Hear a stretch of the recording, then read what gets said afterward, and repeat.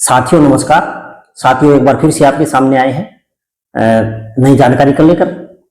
साथियों क्या प्रदेश में क्या खेल हो रहा है, प्रदेश में क्या होने जा रहा है और किस तरीके से भाजपा की नई सरकार राज करना चाहती है, शासन चलाना चाहती है। अभी नई नवेली सरकार है। नई नवेली सरकार ने कैबिनेट की पहली मीटिंग ली है। मंत्रालय में पहली बार मुख्यमंत्री ने मीटिंग ली है, अध्यक्षता मुख्यमंत्री की रही। तो घोषणा हुई है कि एससी को बांटने का काम किया गया है। तो साथियों यह प्रदेश किस तरफ जा रहा है, प्रदेश में सरकारें किस तरफ चल रही हैं, चलने का काम कर रही हैं। क्या फिर से अंग्रेजों वाली नीति, फूट डालो राज करने करो वाली नीति पर काम किया जा रहा है, या संविधान को खत्म करने की ओर प्रदेश अग्रसर है। देश नहीं, केंद्र की भाजपा सरकार की ही नीतियों पर काम चलता है। मोदी और शाह के इशारों पर प्रदेश सरकारें चलती हैं। जिस भी प्रदेश में उनकी सरकारें हैं वहां इशारों पर उनके मोदी और शाह के ही काम किया जाता है। तो साथियों अभी हरियाणा में जिस तरीके से सरकार बनी, यह अचंभे करने वाली बात थी, लेकिन उसकी सच्चाई अब सामने आने लगी है।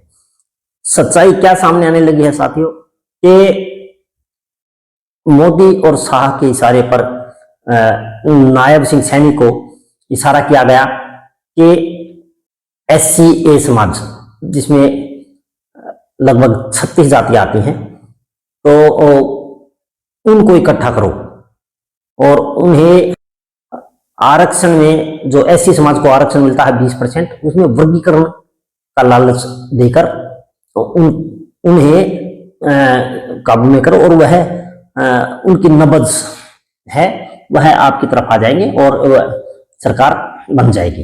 तो नायब ने ऐसा ही किया।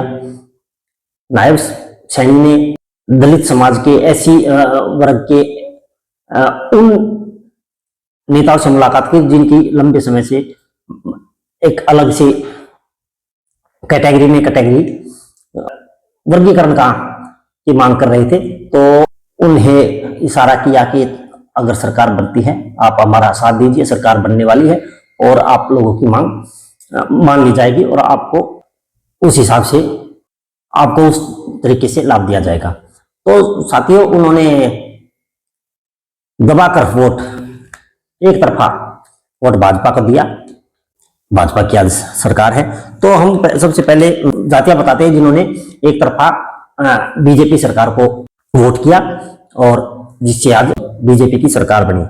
तो साथियों OBC भी कहा जाए तो ये SC कैटेगरी आती है, जिसमें वाल्मीकि, धानक, खटीक, बाजीगर और डूम, जुलाहा, शिकलीगर, कबीरपंथी, मजहबी सिख, बंजारा, बटवाल, साहसी, मिरासी, महासा, आदि धर्मी, अहेरिया, अहेरी, हेरी, हेरी, तुरी, कोरी, कोली, फरेरा, रायसिख, पासी, बटवाल, बरवाला, बोरिया, बावरिया, मेघ, मेघवाल, खटीक, कबीरपंथी, जुलाहा, सैसी, भेड़कुट, मनेस, कबीरपंथी, जुलाहा, सैसी, भेड़कुट, मनेस और डुमना, मासा, डूम, शिकलीगर, बारिया, सपेरा, सिरकीबंद, डेहा, ढाया, डिया, नट, बंटी, बंजारा, बंगाली, बारर, बुरार, बेरार, सनदी, परना, मंडीला, गांडीला, गंडोला, डोंगरी, डांगरी, सिगी, मरीजा, मारे या छनाल, दागी, डरेन, सनहल, मगरा, संसोई, सरेरा। तो ये 36 जातियां, कुछ इन जाति में से जाति, इनको कई नामों से पुकारा जाता है इसलिए थोड़ी ये ज्यादा दिख रही है, लेकिन ये 36 जातियां पड़ती हैं।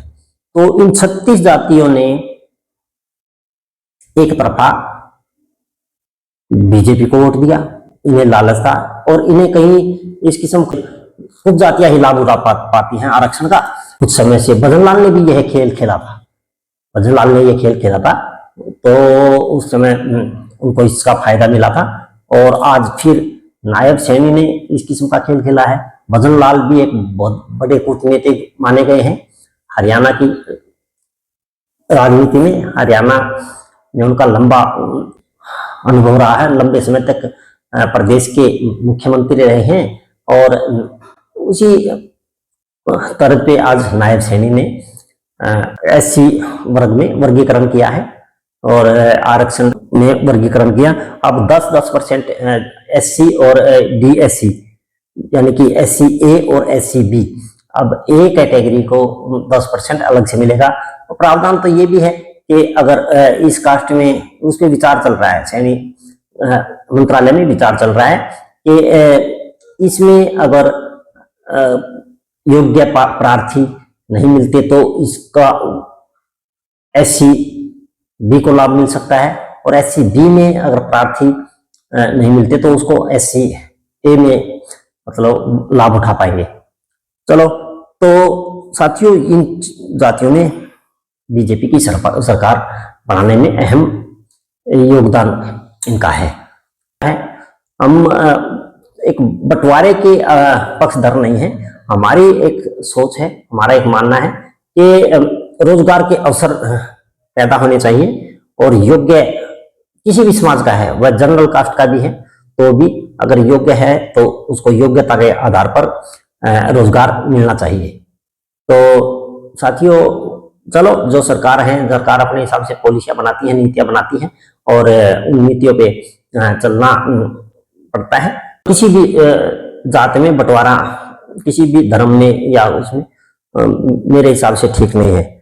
तो साथियों, ये तो हुई एससी ए की जातियां। तो एससी बी में भी 12 जातियां हैं। इसमें आते हैं रेगर, रामदासी, बलाही, बटोई, मोची, रामदसिया। तो ये 12 जातियां हैं एससी बी में। ए में, बी में ये जातियां पड़ेंगी। और साथियों, इनको 10% आरक्षण मिलेगा।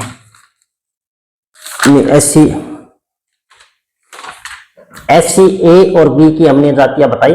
हम आपको ओबीसी की जातियां बताते हैं। ओबीसी में भी वर्गीकरण है। ओबीसी बी, ए और बी कैटेगरी होती है इसमें भी। तो ओबीसी ए में आने वाली जातियों के बारे में हम बताते हैं। इसमें लगभग 72 जातियां आती हैं। न्यूज आपको बताते हैं। अहेरिया, अहेरी, हेरी, नाइक, थोरी, तुरी, हरी, बारा, बिट्टा, हैसी, हैसी, बगरिया, बरवार, बरई, तंबोली, बैरागी, स्वामी, साध, बटेरा, भरबूजा, भड़बूजा, बाट, भतरा, दर्पी, समिया, बहुलिया, बबूलिया, लोहार, चंगर, चिड़ीमार, चांग, चिबा, छिपी, चिपा, दर्जी, रोहिला, दैया, थोबिस, धोबी, डकोत, डकोत, थिमार, झिमर, मल्लाह, कश्यप, राजपूत, कहार, झीवार, दिनवार, खेवट, मेहरा, निषाद, सक्का, मिस्ती, शेरदा, अब्बासी, दोसाली, फकीर, गवारिया, गोरिया या गवार, थीरथ, दासी, घासी, घसियारा या गोसी, गोरखा, गवाड़ा, गोवाड़ा, गडरिया, पाल, बघेल, गाडी, लोहार, हजाम, नाई, नाइस, सैन, झागरा, ब्राह्मण, खाती, सदार, धीमान, तरखान, बहराई, बद्दी, जोगीनाथ, जोगी, नाथ, योगी, कंजर या कंचन, कुर्मी, कुम्हार, प्रजापति, काम्बोज, खंगेरा, कुचबंद, लबाना, लखेड़ा, मनियार, कचेरा, लोहार, पांचाल, ब्राह्मण, मदारी, मोची, मिरासी, नर, नुगुर, नालबंद, पिंजा, पेजा, रेहर, रेहा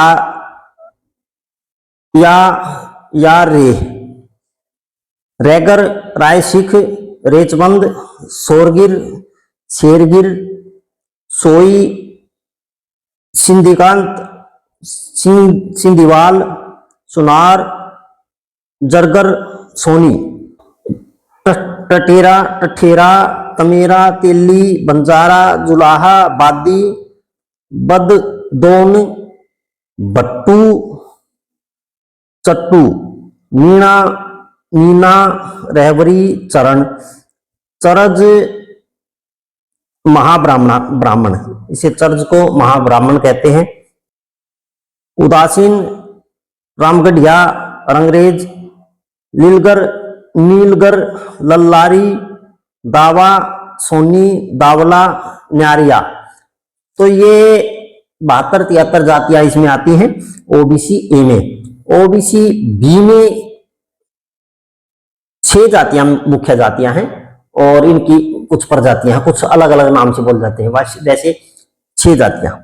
तो इनमें ओबीसी बी में अहीर, यादव, गुज्जर, लोथ, लोधा, लोधी, सैनी, साक्य, कोयरी, कुशवाह, मौर्य, मेयो, गोसाई, गोस्वामी, ये जातियां ओबीसी बी में आती हैं। तो इन्हें भी आरक्षण का प्रावधान है। और साथियों ओबीसी को 27% आरक्षण मिलता है।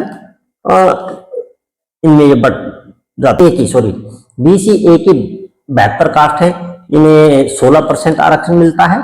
और बीसी बी को 6 जातियों को उपजातियां हैं, नाम अलग अलग पुकारे जाते हैं, मुख्य जातियां 6 हैं, तो इनको 11% आरक्षण मिलता है। तो साथियों ये आरक्षण के नाम पर ये बांटा गया है। मेरा मानना ये है कि सभी पूरे समाज को अगर आरक्षण देना है तो पूरा समुदाय है और एससी बीसी और ये सबको एक करो और जो आरक्षण है वो सबको बांट दो योग्यता के आधार पर। जितना जिसको ज्यादा से ज्यादा बच्चे पढ़ेंगे और कंपटीशन करेंगे और ज्यादा से ज्यादा आगे बढ़ेंगे। और दूसरी बात कि रोजगार के अवसर पैदा करने चाहिए। सरकार की जिम्मेवारी क्या है, इन्हें ये लॉलीपॉप देने की जरूरत नहीं है, इसकी आवश्यकता बिल्कुल नहीं है।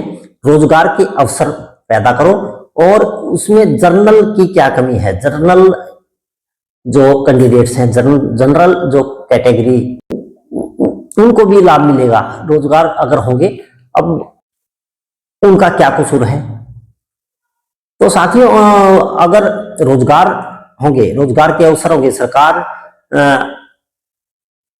लंबे समय तक खाली लॉलीपॉप दे रही, रोजगार के अवसर पैदा नहीं कर रही, तो उनको भी रोजगार मिलेंगे अगर रोजगार के अवसर होंगे। खाली एससी कैटेगरी से काम चलने वाला नहीं है, जनरल के लिए भी काम करना पड़ेगा सरकार को।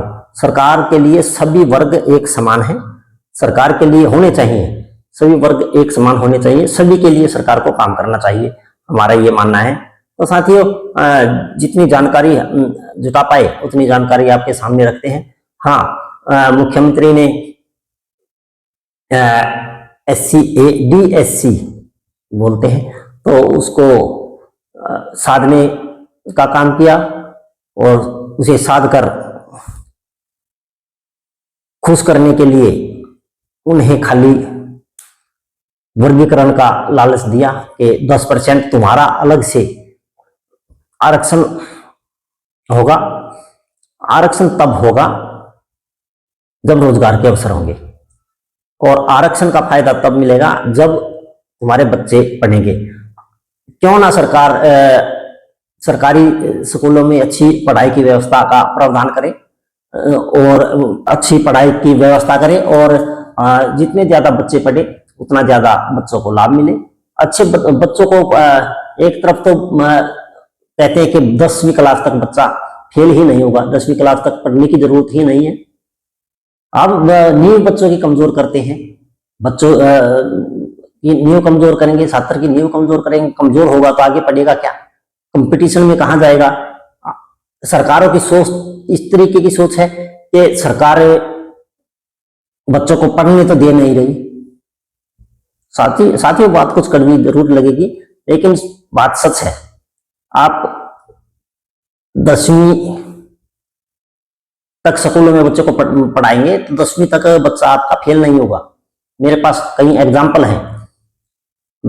बच्चे को इस तरीके से तक दिखा देते हैं, ग्रेड सिस्टम है, ग्रेड में दिखा देते हैं कि आपका बच्चे के इतने अच्छे ग्रेड हैं, ठीक है। पीटीएम होती है, हर महीने पीटीएम होती है, तो पीटीएम में बताते हैं कि आपका बच्चा चल रहा है, ठीक चल रहा है। पैसे लेने होते हैं, प्राइवेट स्कूलों में पैसे लेते हैं और अपना पढ़ाई में कोई ध्यान नहीं।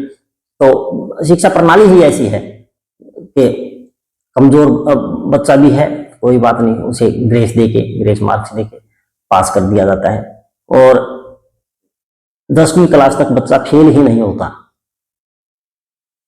उसके बाद पढ़ाई शुरू होती है।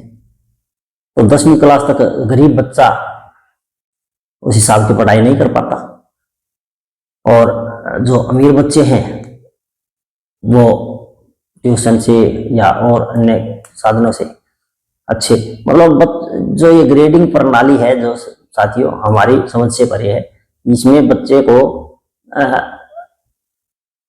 मतलब इतना प्रेशर डाल दिया जाता है, इतना ज्यादा, तो ये बंद है।